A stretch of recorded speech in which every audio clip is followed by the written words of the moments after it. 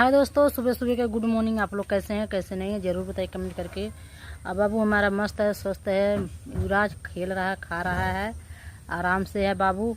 अब बहुत लोग हैं कि मतलब गलत गलत कमेंट करते हैं, वीडियो भी बनाती हैं कि युवराज को मतलब तबीयत ख़राब करती है जानबूझकर। तो ऐसा कौन सा बच्चा है कि तबीयत नहीं ख़राब होता है? किसके बच्चों का तबीयत नहीं ख़राब होता?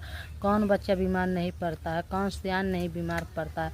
कोई मतलब सोचेगा कि अपने बच्चों को मतलब हमारे बच्चों को कब तबीयत ख़राब हो, हमारे बच्चों को दुख हो? कोई सोचेगा ऐसे?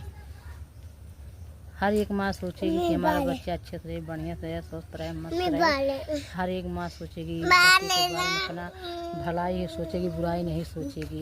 लेकिन अपना अपना सोच होता है, जो जिसका मतलब जो जिसके दिमाग में रहता है वही बोलता है।